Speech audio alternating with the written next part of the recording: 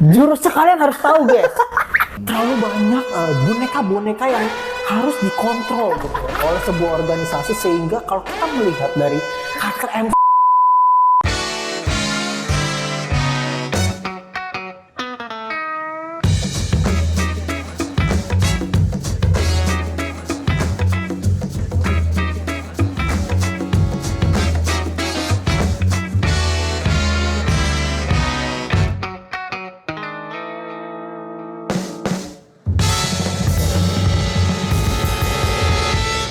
Ini dia rating Anime Fall 2023 versi Anime Kane.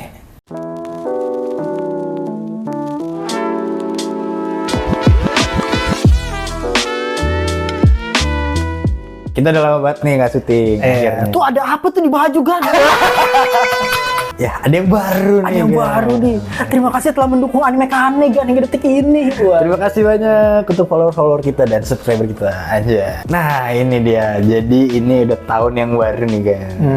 Selamat tahun baru 2024. Selamat menikmati anime-anime baru yang akan muncul di winter. Tapi sebelumnya, kita lihat dulu nih rating-rating sebelumnya nih. Di Fall 2023, kira-kira ada nggak sih anime yang rekomen menurut kita? Sebenarnya gue selalu akan mengulang ini terus. Jadi gue akan selalu memberi disclaimer nih di setiap video Anime Kane dalam review, rating. Kalau misalnya emang nggak ada anime yang jelek, ya pasti ada yang menurut kita lebih oke dan lebih nggak oke.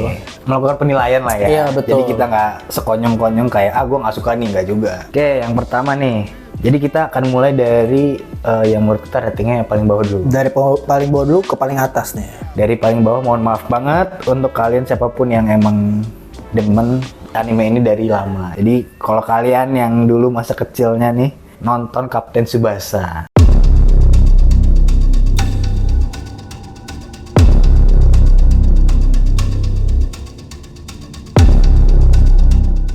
sebenarnya kalau masa kecil nih gue juga bukan ngejelek-jelekin ya, tapi gue demen Kapten Tsubasa. Gue juga demen, dulu gue masih kecil nontonnya Kapten Tsubasa mulu. Betul. Cuma ada beberapa hal yang buat gue merasa kayak kok udah gede nontonnya jadi begini. Iya, kayak memang mungkin marketnya anak kecil. Iya, apa saja itu, Pak? Iya, jadi Kapten Tsubasa tuh emang visualnya lebih bagus. Cuma dari segi plot kan juga nggak beda ya. Nggak beda. Ada beberapa hal juga yang disisipkan nih jadi lebih oke juga, kayak misalnya ada beberapa momen yang menurut gue juga makin oke karena animasinya. Iya. Dari segi cerita, gue kurang suka di bagian dimana kalau kalian mau cek, Tsubasa itu selalu manggil nama nih.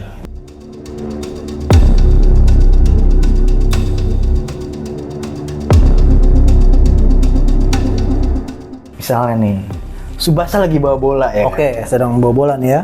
Kita tahu Misaki Taro. Misaki Taro, Tsubasa lagi bawa bola, teriak Tsubasa-kun. Waduh. Tsubasa-kun ya. Berarti minta dioper. Sebenarnya tanpa dioper pun pasti dioper. Betul. Iya. Lalu di momen berikutnya Hyuga Kojiro yang teriak Tsubasa. Anjay. Minta dioper. Udah nih gol. Selebrasi. Ryo Ishizaki teriak dari belakang, Tsubasa-kun. Memang bener-bener fokus dari utamanya adalah Tsubasa ya. Betul. Tapi kalau begini ya jadi 99% filmnya Tsubasa, anime Tsubasa ini. Dan maksud gue sebenarnya bukan jelek banget sih, cuma menurut gue ya pribadi gue itu mengganggu pacing dari momen-momen di dalam sepak bola itu sendiri, dalam pertandingan itu sendiri. Dia menghancurkan momen tuh itu, kayak dia nggak perlu manggil nama gitu loh. Karena itu ya udah pacingnya jadi yang tadinya cepet, pergerakannya cepet segala macam jadi terganggu.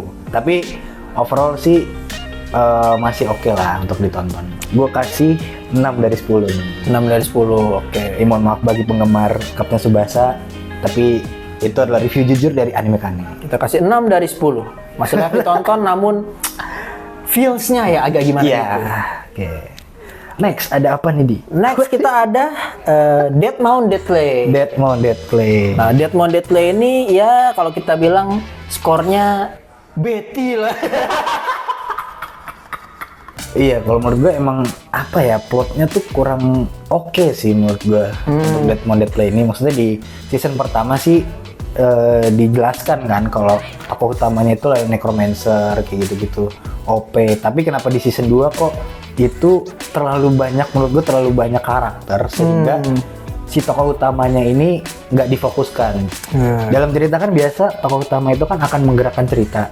Ini malah nggak kelihatan gitu loh kalau misalnya tokoh utama ini menggerakkan cerita. Itu yang menurut gue ya kurang lah. Karena terlalu banyak karakter dan terlalu banyak organisasi ya ibaratnya ya. Iya, banyak Ibaratnya tuh yang terlalu banyak boneka-boneka yang harus dikontrol gitu oleh sebuah organisasi, sehingga kalau kita melihat dari karakter berarti kita kasih berapa nih, Di?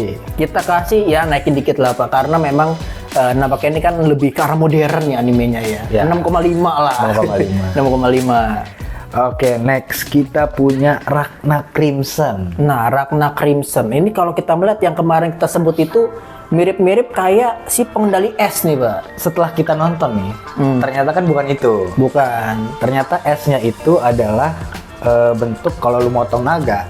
Di darah naga itu kan ada elemen-elemen sihir.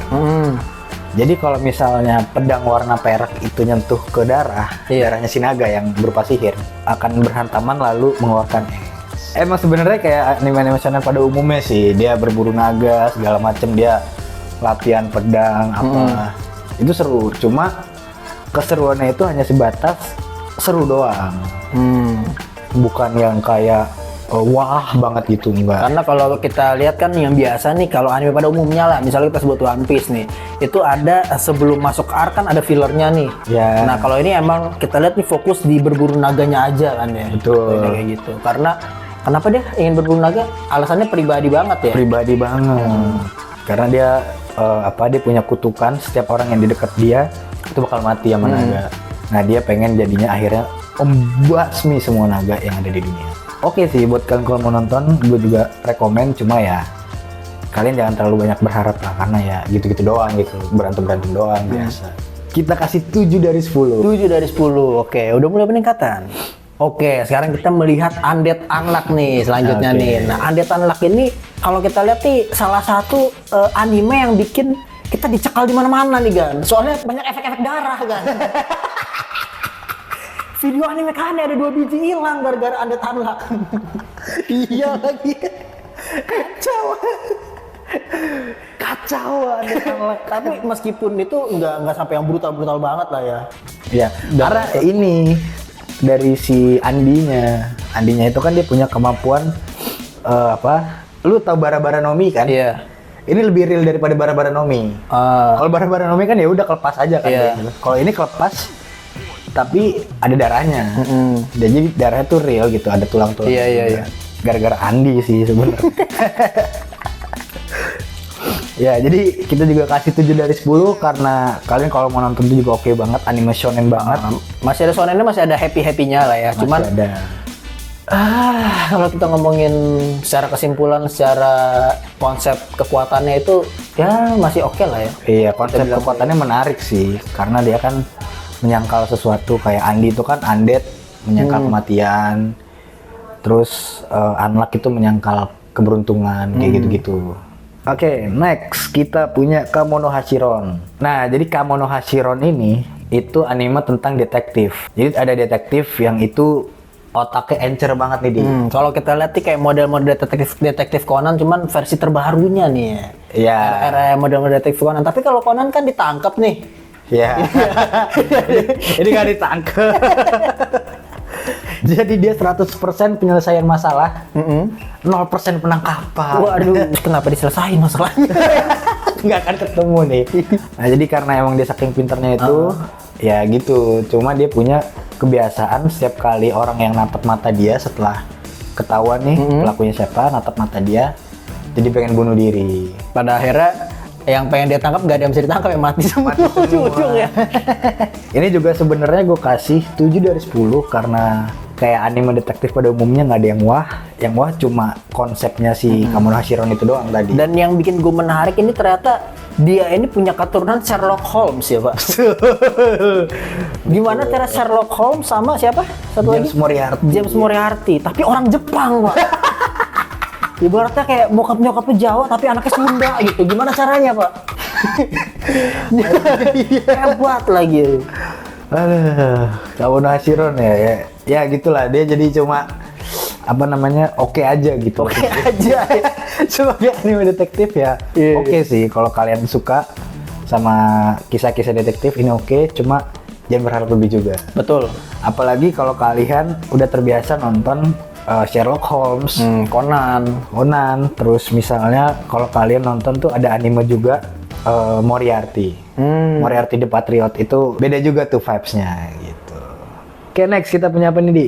Oke guys, nah terus nih abis ini kita ada yang menarik nih. Ada sebuah anime isekai bernama Shangri-La Frontier. Oke, Shangri-La Frontier. Shangri-La Frontier, bapak yang pakai kepala burung. Wah. Itu karakter favorit gue. Iya, menarik sih dia, lucu sih. Iya. Kalau secara plot memang kalau kita lihat ya seperti layaknya isekai pada umumnya ya, di mana seseorang masuk ke dunia monster atau dunia game atau apapun itu. Kalau ini kan ke dunia game, masuk ke dunia game dan berpetualang di situ seperti isekai pada umumnya. Tapi menariknya adalah di sini dia adalah seorang bukan pensiunan ya, tapi ahli game dari game-game cacat. Game-game cacat nih berarti kayak lu udah ditusuk mati nih, tiba-tiba darah lu masih ada satu. Atau yang harusnya NPC nolong malah NPC nyusahin. Dan pada akhirnya dia bermain Shangri-La Frontier ini dengan mantap sekali. Nah, hal-hal menariknya ini kalau buat gua adalah pada saat dia ini sebagai seorang karakter yang baru mulai itu, tapi udah bisa ngalahin salah satu bos ular. Bos ular ini bisa dikatakan sebagai salah satu bos yang emang susah dilawan dan harus party ngelawannya gitu loh. Jadi skill-skill dia di game-game sebelumnya itu kepake di game ini. Betul, karena dia udah terbiasa dengan sistem yang rusak kan. Iya, dengan sistem yang rusak, dengan yang kebak-kebak, kebak-kebak. Dan di situ juga banyak sekali adegan-adegan lucunya nih. Yang gue ingat itu adalah ketika beliau ini ingin beli baju. Karena dia pengen beli baju supaya nggak telanjang kan. Ternyata malah kena kutukan lawan serigala cuy. Jadinya badannya ini nggak bisa pakai baju.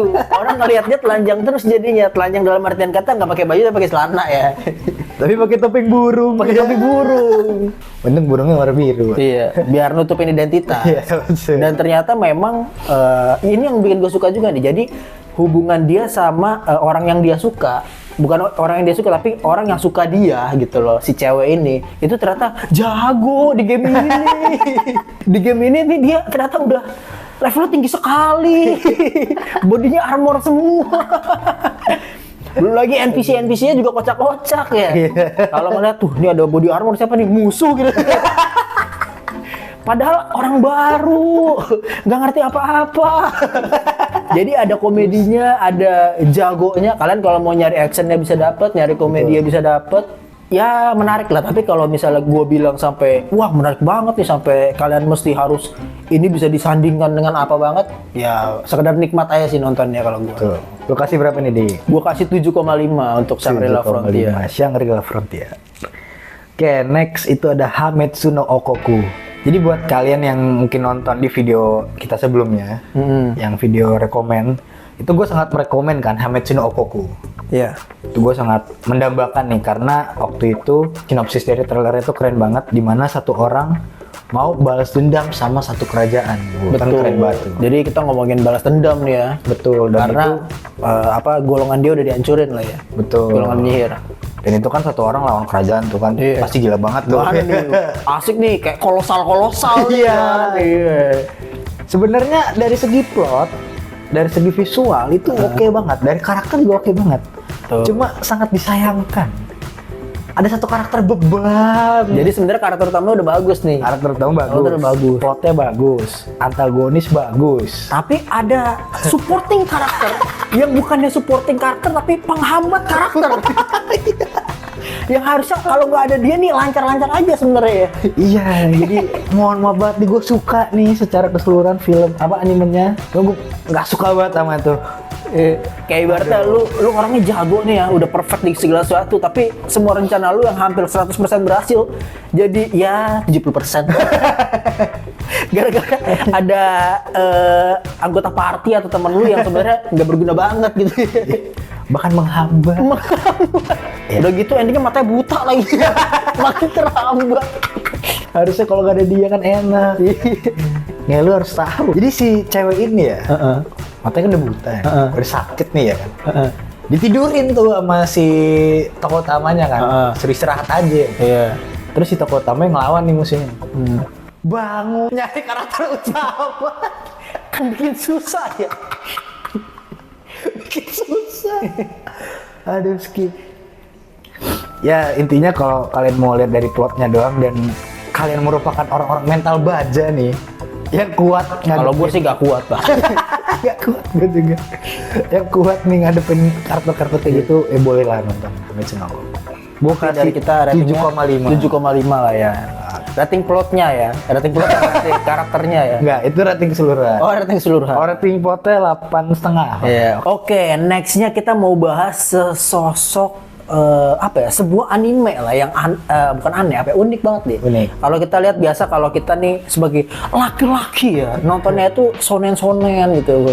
Ini anime tentang apoteker nih. Dia meramu obat nih. Betul. Namanya adalah Kusuria. Wadah. Cuma emang ini genrenya tuh genre seinen. Jadi seinen itu buat orang dewasa. Karena apa ya? Emang ceritanya bukan untuk anak muda sih. Anak muda itu kan shonen itu kan identik dengan berantem, Iya. action seru gitu. Ini enggak, ini Jadi sebenarnya masuk ke shonen juga nih ya. ini seinen Oh, seinen. untuk orang yang lebih dewasa. Jadi nggak ada tuh pacing yang cepet banget. Nggak ada, dia justru ke apa? Permasalahan-permasalahan politik, permasalahan-permasalahan betul. lingkungan sekitar, kayak obat-obatan kayak gitu. Iya. Membuat orang yang nontonnya nih harus punya bekal dulu lah ya buat nonton, buat memahami. Karena memang di sini kita ngomongin obat-obatan, kita ngomongin mitos gitu di masyarakat. Betul. Mitos di masyarakat dan bagaimana seorang dokter, bukan seorang dokter ya, tabib lah. Itu harus mengobati ya orang-orang yang sebenarnya bukan mengobati ya, ada yang mati juga sih. Ya gara-gara nggak mengikuti saran dia gitu kan ya pada akhirnya. Nah, dia juga ternyata nggak cuman mengobati orang nih, tapi dia juga mengungkap kasus-kasus di mana kasus-kasus ini yang dianggap tabu nih, dianggap wah ini pasti ada ilmu jahatnya nih, ada roh jahatnya nih, sesosok pemikiran-pemikiran tabu di masa lalu. Nah, dia ini ingin membenarkan bahwa enggak loh, ini secara ilmu medis lu begini, kalau secara ilmu kedokteran tuh sebenarnya sakit ini gitu. Itu yang menarik nih. Dia membenarkan sebuah masalah dengan solusi yang orang nggak bisa terpikirkan ya. Menarik. Jadi kayak ada semi detektif kayak gitu gue suka. Iya. Oke, jadi untuk Kusuria kita kasih rating 8 dari 10. 8. Udah mulai oke nih. Tadi kan 6, 7 ya kan. Next kita punya Dr. Stone season 3. Nah, season 3-nya nih. Tuh, Dr. Stone ini emang dari awal tuh gue udah demen banget karena konsep tuh unik banget. Ada pembatuan, jadi kita mulai peradaban dari nol. Peradaban baru ya. Terus yang bikin peradabannya itu ternyata anak SMA yang otaknya encer banget. Meskipun itu hitungannya udah 3.000 tahun ya, si orang-orang hasil pembatuan itu kan udah 3.000 tahun tuh. Cuma tetap mental mereka adalah mental seorang anak kecil gitu, seorang anak SMA. Tapi dengan punya pemikiran seperti itu, si Senku bisa bangun peradaban baru. Nah di season 3 ini gue demen banget karena dia juga mulai menjelajahi pulau baru. Dia bikin kapal tuh anjing. Waduh. Dia bikin kapal. Seorang yang bukan lulusan teknik bikin kapal tuh. Bikin kapal. Seorang ilmuwan tuh bikin kapal. Bikin kapal. Bikin apa lagi nih di sini? Yang season 3 ini bikin drone. Bikin drone. Bikin apa lagi nih? Ketamia-tamiaan. Waduh. Terus apa kayak semacam walkie-talkie, cuma satu arah doang tuh ini. Jadi memang banyaknya penemuan-penemuan baru di Dr. Stone yang season 3 ini ya. Betul, ini sehingga ini menarik banget dan istilahnya dia masuk ke daerah baru dan menemukan penemuan-penemuan baru ya. Betul. Menarik. Dan di sini dia juga ada nemu alat untuk yang melakukan pembatuan itu. Jadi menarik banget. Oke, kita kasih Dr. Stone season 3 ini ratingnya 8 dari 10. Oke. Next kita punya apa nih, Dek? Nah, selanjutnya kita ada Jujutsu Kaisen Shibuya Arc. Widih. Di sini nih merupakan arc yang menarik nih kalau menurut gua. Karena apa? Hampir 80% ini action semua. Karena memang di sini itu kita ngeliat bahwa Gojo disegel, terus juga Yuji ini bener-bener kelihatan banget di sini dia ngelawan banyak sekali lawan-lawannya di sini dan juga kita melihat banyak karakter-karakter yang mati nih. Jadi kalau pembahasannya nih di antara orang, kenapa Pak? Lu apa ya, kayak happy banget gitu. Banyak nih orang-orang mati. Karena memang banyak yang komen Pak. Oh, iya. Banyak yang komen di sosial media maupun di Obsession. ini penciptanya banyak membunuh karakter-karakternya katanya. Wadah.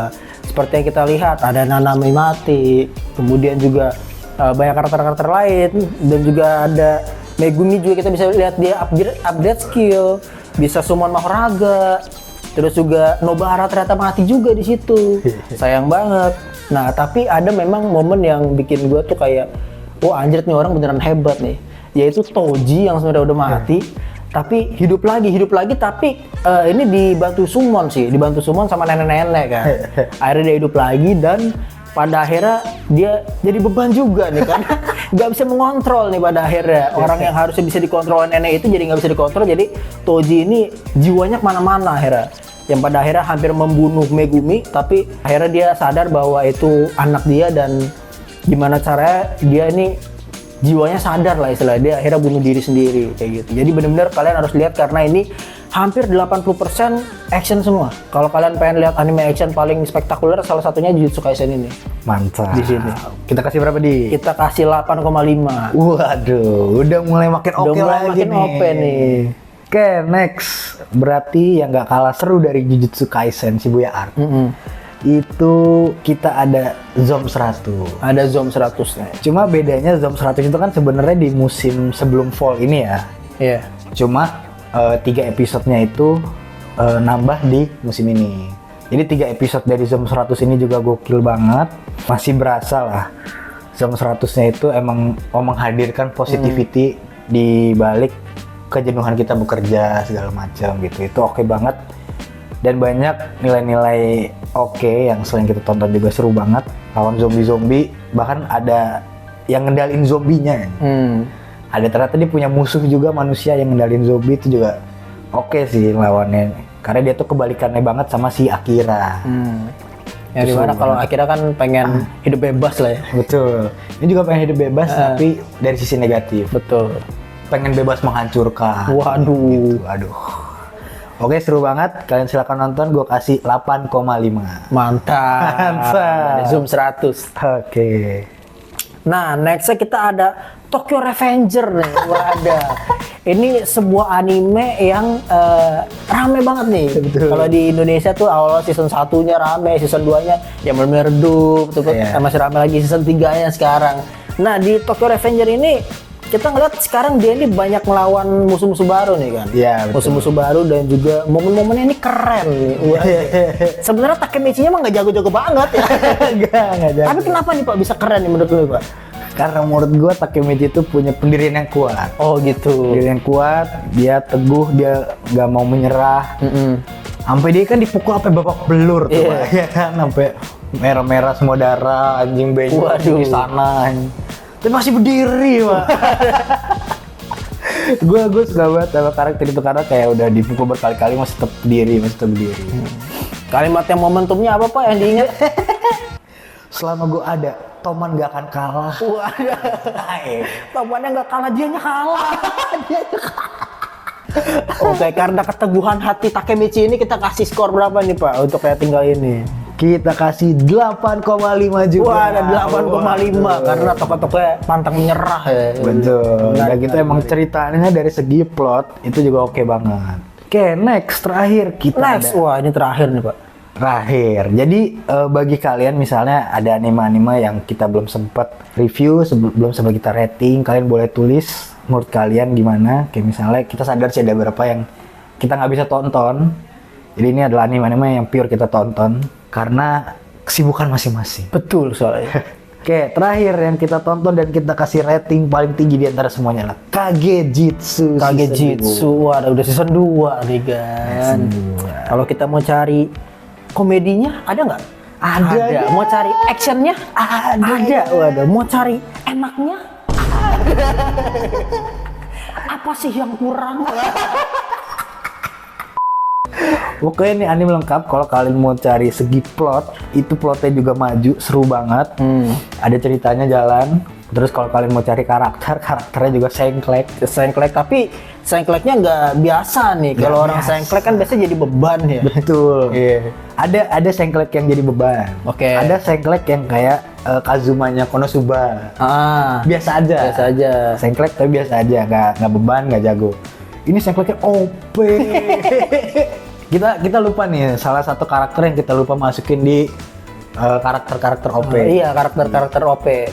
Bukan OP, karakter overpower. Iya. Kita lupa masukin di situ. Bukan lupa sih, lebih tepatnya emang kita akan bikin 2 part. Iya. Jurusnya kalian harus tahu, guys. Jurusnya, guys. Jurusnya. Mungkin bisa lu jelaskan kenapa jurusnya harus seperti ini gitu. Karena kan bisa aja jurusnya tuh kayak undead unlock gitu, nggak mati-mati. Tapi jurusnya unik nih, Pak. Sebuah pola pikir yang menarik nih, Pak. Oke, jadi emang dari pola pikir si orang Sengklek ini, dia adalah cheat Kageno. dari namanya lucu ya.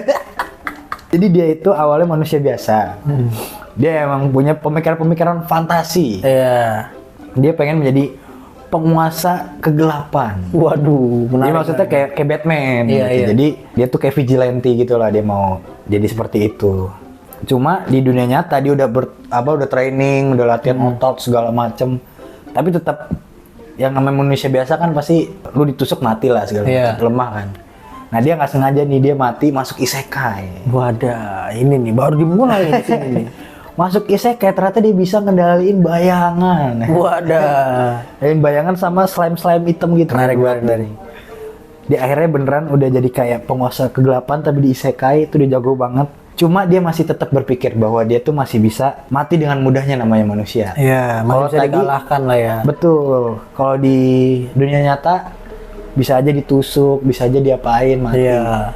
Kalau ini dia misalnya udah punya kekuatan, dia udah paling OP nih, tapi tetap bisa mati dengan adanya nuklir. Nuklir, lu mau di dunia nyata, mau di dunia isekai, namanya nuklir, orang pasti mati. Akhirnya, dengan pola pikir seperti itu kan, dia membuat jurus daripada gue mati gara-gara nuklir. Lebih baik gue jadi nuklir itu sendiri. Jurusnya jadi nuklir. Jurusnya berbau Hiroshima Nagasaki. Bahaya. Pria gendut dan bocah kecil aja. Pria gendut tuh gua nggak tahu siapa. Bahasa Inggrisnya kan, bahasa Inggrisnya. Fat man sama little boy. Bahaya. Gua kira itu. Pearl Harbor. Kita lagi bahas karya orang Jepang. Jadi jurusnya itu dia jadi nuklir. Tapi yang ikonik lagi selain jadi nuklir adalah nama jurusnya kan.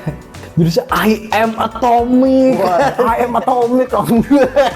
Nah, karena kegilaan dari anime ini, kita kasih rating berapa nih, Pak? Enaknya nih. Kita kasih rating 9 dari 10. 9 dari 10. Menandakan Anda harus nonton.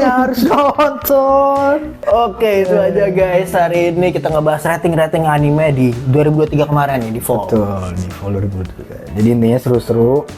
Apalagi Kagejutsu itu, kalian kalau mau nonton boleh. Kalau kalian apalagi suka sama Konosuba ya. Iya. Kalian harus nonton karena ini menurut gua versi lebih oke-nya daripada Konosuba. Agak di-upgrade lah ya.